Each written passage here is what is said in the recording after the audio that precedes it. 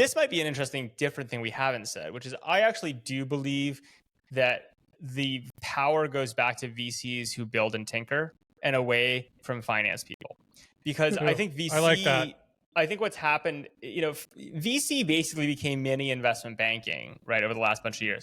Lots of junior people, lots of people who are like running spreadsheets and like, whatever. And like, I don't think those people are useful in this era. Like, I actually think, once again, we go back to the people who are useful in venture capital being people with a product background, people who tinker, people who build, people who fuck with shit, right? And like, I actually think that is a major shift, is that, all these financy VCs go away. I love this. And Sam, it's funny. One of our favorite New York tinkering institutions has been all up in my inbox the last BetaWorks. for the last few weeks. And BetaWorks. I haven't heard that name in a while. I know. Yes. It's almost like a signal, because when I see Borthwick in my inbox tinkering, which is funny because he's a lawyer by background.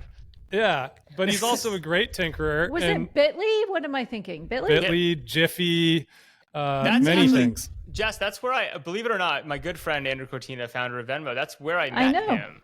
Was at a Brown Bag BetaWorks lunch. Cortina was BetaWorks. Yeah, I mean, well, yeah. But it's like BetaWorks is back in my inbox.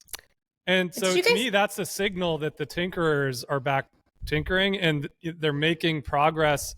And it's interesting, the flavor of the conversation you have with the people who tinker is just so different than the sort of more financy one. And I don't want to be down on finance or anything like that, but there is a different, there is a different flavor to it entirely. And I often use music analogies. Like when people ask me, like, what's it like doing venture capital? I'll often use the music analogy, that it's like being in the booth with the musician, helping them make their sound better. You're not the actual musician, the founder is, but you can't be in the booth helping make sound better, or you can't be in the startup helping make the technology better if you're not tinkering on it yourself and you don't know what the limits of it are, right? And so I do think that Sam, you're making a really great point. I love it.